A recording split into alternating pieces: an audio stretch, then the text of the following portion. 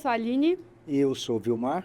Bem-vindos a mais um Descomplicando a Saúde da Mulher, um espaço onde a gente discute diversos assuntos associados a isso, de forma descomplicada, holística, sempre com um objetivo educativo. Lembrando que se você tiver alguma queixa ou alguma dúvida, deve procurar um profissional adequado para fazer uma consulta. E no Descomplicando de hoje, nós vamos trazer uma pergunta. A paciente está falando, Aline, estou com dor na relação, doutora. É normal? Ótima pergunta, gente. E isso é uma queixa, Ela às quase vezes, engasgou, vocês viram, né? A pergunta não é tão fácil assim. Não é, porque é realmente um assunto muito importante que tem que ser falado cada vez mais. É um tabu muito grande também. E realmente a dor na relação sexual, ela tem inúmeros fatores, não só físicos, biológicos, como também psíquicos.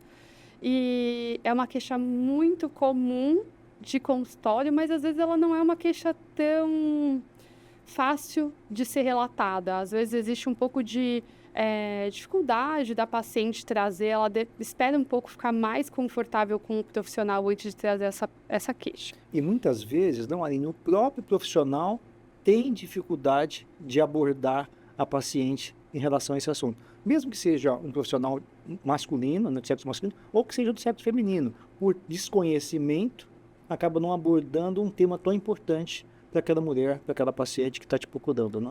Às vezes acaba não valorizando tanto quanto aquela paciente precisa, porque querendo ou não, esse tipo de desconforto não é normal e isso pode atrapalhar não só a autoconfiança da paciente, o direito dela ter prazer, mas também a relação dela com o seu cônjuge, né? Falando um pouco então aí da dor na relação, a gente tem dois principais tipos que a gente vai abordar hoje, tá? Claro que é um tema extremamente complexo, mas a gente quis trazer esse tema e dar uma introdução aqui na sexualidade da mulher, trazendo esse tema em específico. Então, a dor na relação, a gente pode tentar classificá-la entre dispareunia e vaginismo. E daí, como que eu posso explicar para vocês? Bom, a dor na relação ela pode ter vários sintomas, desde a dor exatamente propriamente dita no momento da penetração, o receio da mulher durante a penetração por medo de doer, às vezes até mesmo uma tensão da musculatura local ali do períneo, né, do assoalho pélvico da mulher durante a penetração. E daí a gente vai tentar, conversando com a paciente, entendendo em que momentos ela tem a dor, como que essa dor acontece, como que ela é, a gente vai tentar classificar ou na dispareunia ou no vaginismo.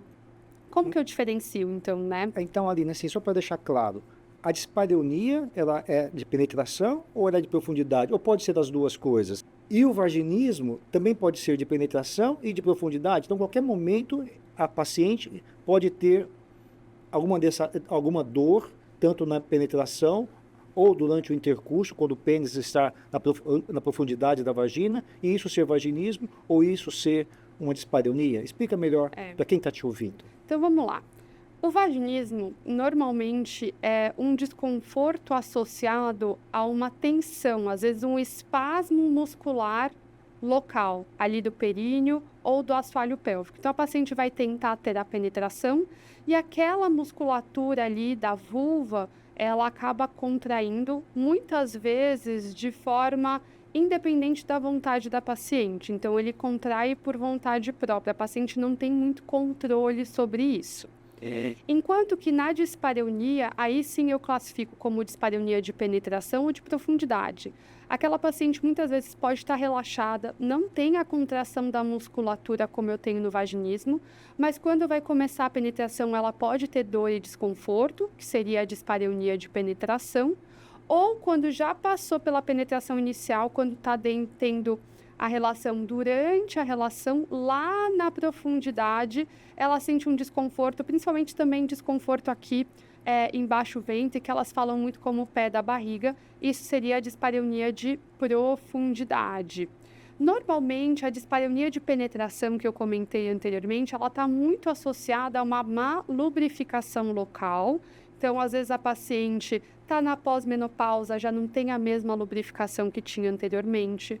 Ou, às vezes, o casal foi muito rápido para a penetração, não teve paciência e a paciente não ficou lubrificada o bastante.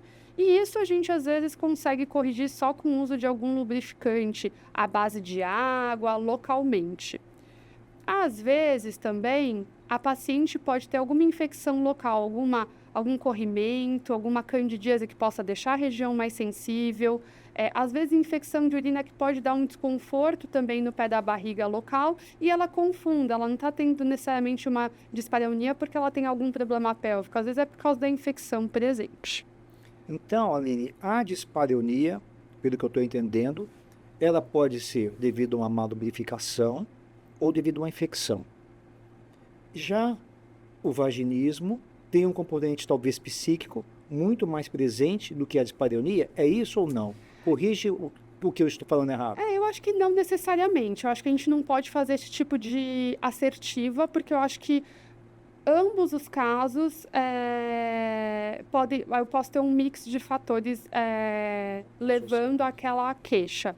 Mas na dispareunia de penetração, muitas vezes o que a gente vê é essa falta de lubrificação. Quando eu faço uma lubrificação adequada, a paciente melhora. Na de profundidade, eu vou ter que investigar algumas alterações pélvicas. Eu posso ter a endometriose, que é uma patologia clássica em que a paciente traz queixas de dor na profundidade, na relação, faz parte aí de uns sintomas clássicos. A paciente pode ter varizes pélvicas, ela pode às vezes ter um mioma muito grande numa localização que incomoda no momento da relação, ela pode ter N fatores, mas é importante validar a queixa da paciente e investigar o que está acontecendo.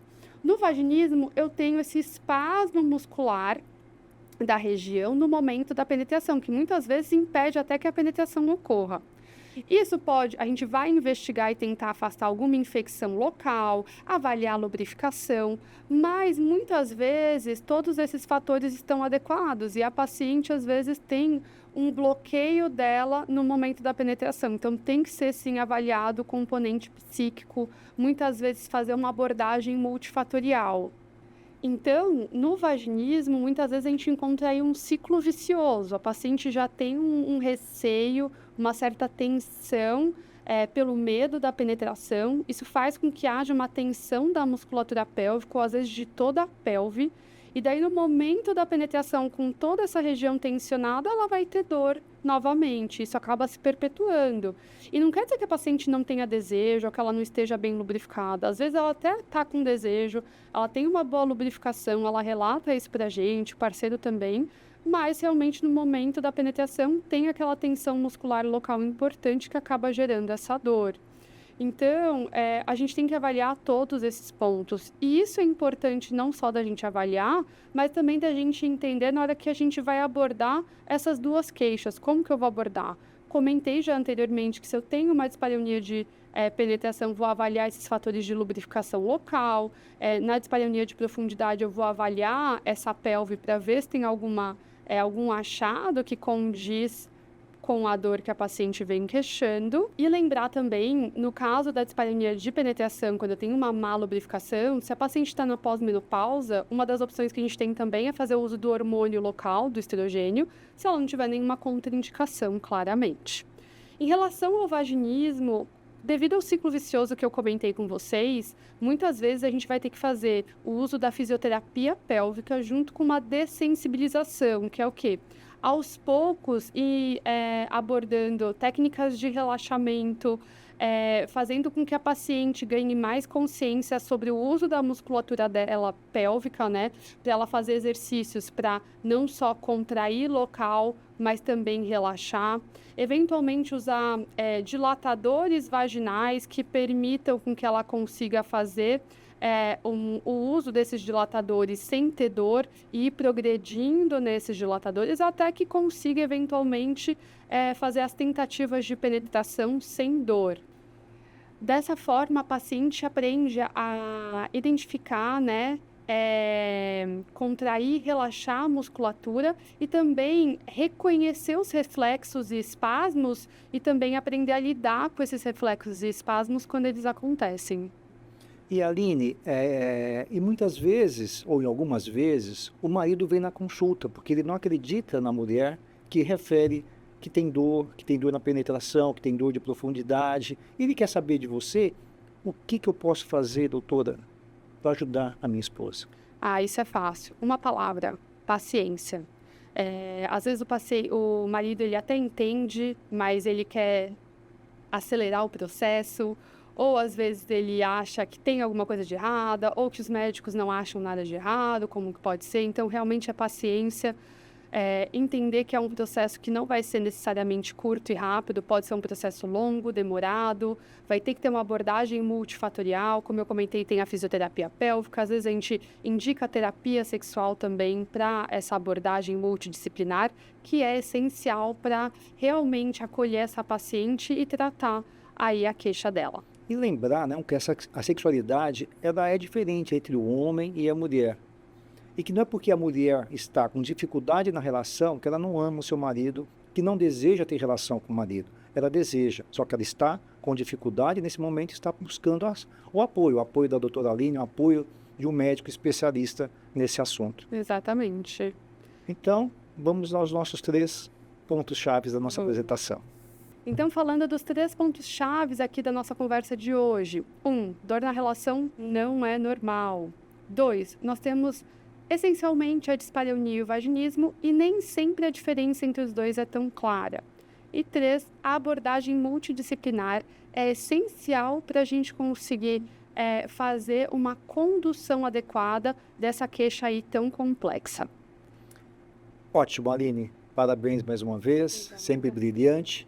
Se vocês estão gostando dos nossos vídeos, das nossas conversas, não deixem de dar o like, não deixem de se inscrever no canal, acionar o sininho para receber notificações sempre que nós tivermos um vídeo novo postado e não esqueça aqui de deixar seus comentários, suas sugestões, até suas críticas. Se teve alguma coisa que a gente falou que vocês não gostaram, deixe aqui que a gente vai dar uma olhada e responder assim que possível. Obrigada, obrigado, tchau. até o próximo.